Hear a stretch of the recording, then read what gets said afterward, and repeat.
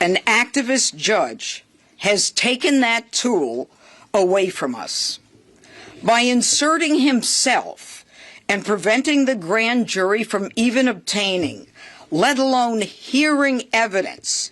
He has neutered the grand jury's ability to investigate crime. As a result, Jerome Powell today is now bathed in immunity, preventing my office from investigating the Federal Reserve.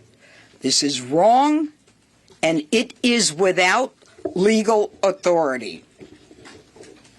In June of 2025, Jerome Powell testified before the Senate Banking Committee, making, quote, questionable statements that did not comport with publicly available documents.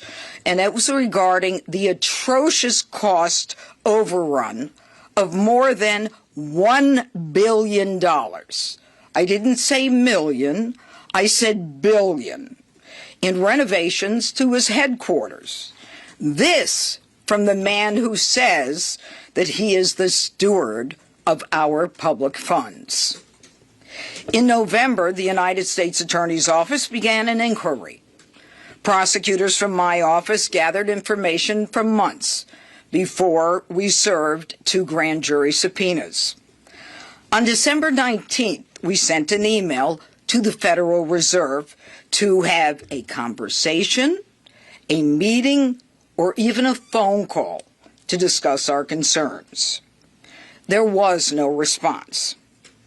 On December 29th, we sent an email to have a conversation, a meeting, or even a phone call to discuss our concerns. Again, we were ignored. We, in fact, asked to meet the first week in January. We were ignored. It was at that point that 2 grand jury subpoenas were issued to the Federal Reserve, not even to Jerome Powell. Again, no response, no compliance, but instead a woe is me video by Mr. Powell falsely claiming that he was being threatened with criminal indictment. And claiming victim status, Powell proceeds to call his political friends in D.C. and around the world to gin up support for himself, all the while refusing to produce simple documents. Now enter local District Court Judge James Boasberg, whose written decision on its face makes clear his antipathy toward President Trump and this administration. He quashes both subpoenas, thereby prohibiting us from reviewing any records and precluding us from submitting records to the grand jury. That grand jury, of course, comprised of ordinary people. Ladies and gentlemen, no one is above the law. But for the first time, a judge is ruling that a grand jury subpoena, on its face legal in all regards, can be ignored because a judge thinks the subject is beyond reproach.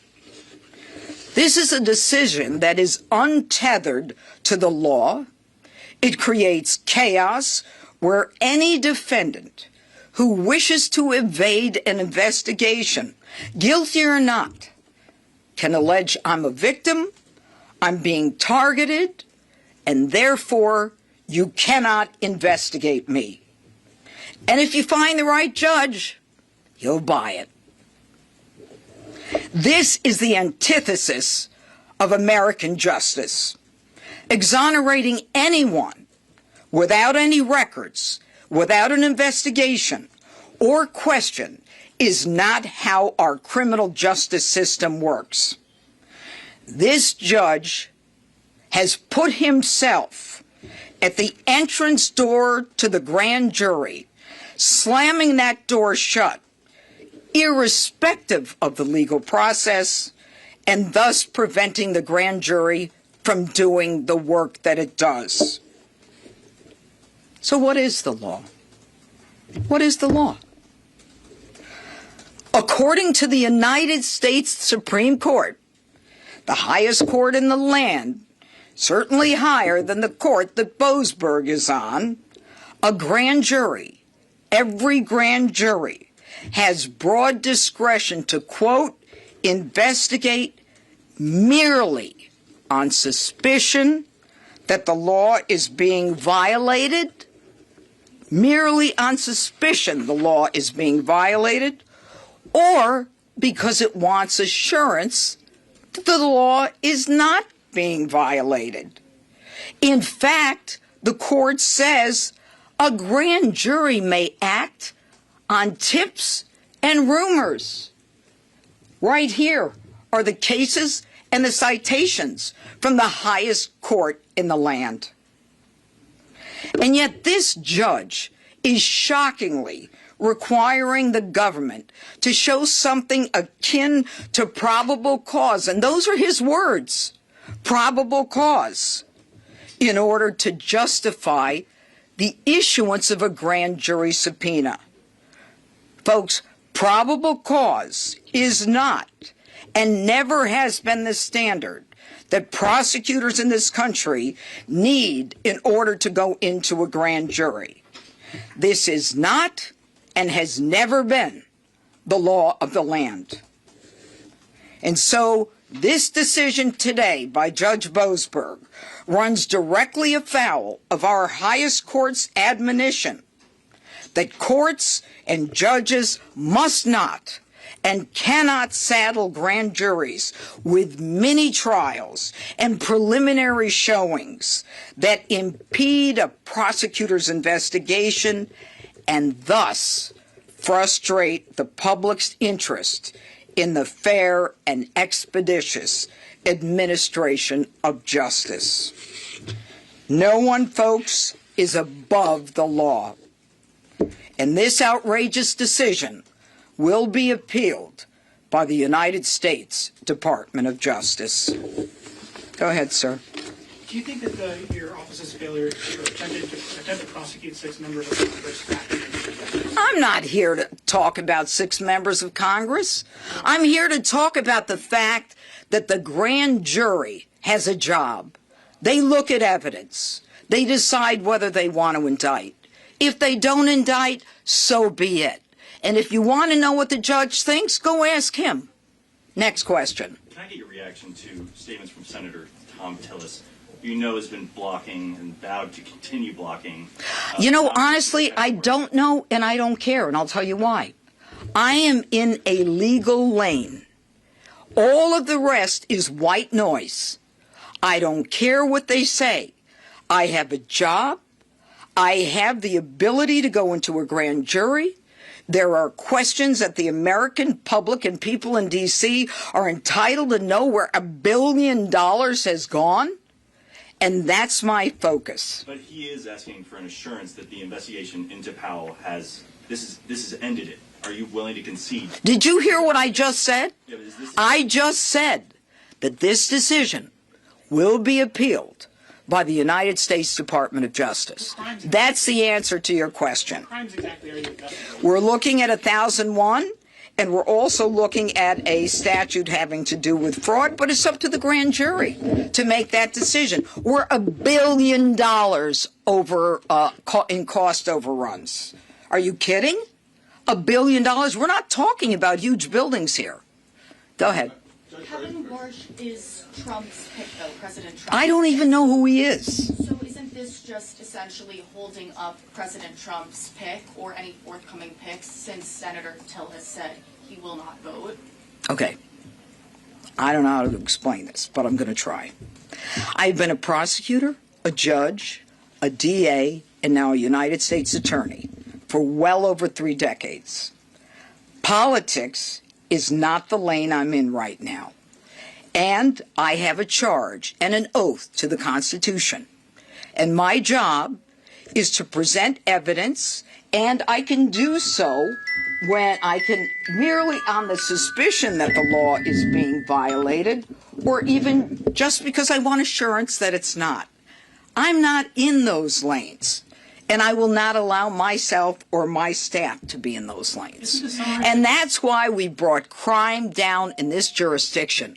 We are focused on the law. We're focused on the people of the district. We are not focused on politics. Go ahead.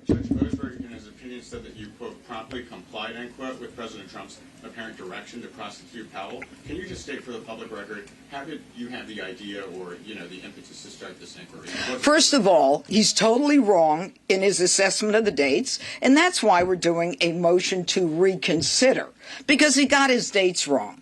And as far as I'm concerned, this was something that was of public interest. It was something that the Senate Banking Committee wanted information on, and it is something within my jurisdiction and my charge. But I want to tell you a story. When I was a young prosecutor, I was one of the first people to investigate child abuse as a crime. Everyone thought it was a social problem and not a criminal justice problem. The kids are better off with their parents. There was an organization, and that organization didn't have a very good reputation. And it was one of the societies that was out there trying to prevent cruelty to children. And I set up a relationship where they would bring me cases. And people were outraged that I would deal with this organization. And my answer to them 30, 40 years ago, I'll deal with the devil. I'll take a case from the devil if you can give me information that will lead me to possibly find a crime. It doesn't matter where a case comes from. It doesn't matter. I can have a suspicion. I can read the newspaper. I can just want to make sure he didn't commit a crime. So don't make the judge is wrong on his dates. He is wrong. That's why we're not only appealing, we're making a motion to reconsider. Okay, I want to say one more thing, and I think it's important that you guys hear this from me. There's another way of looking at this, and that is that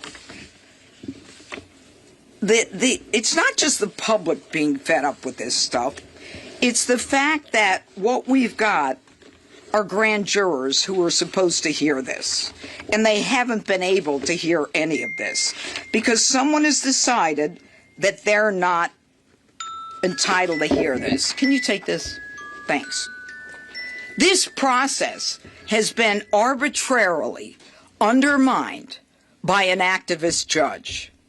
We have a process.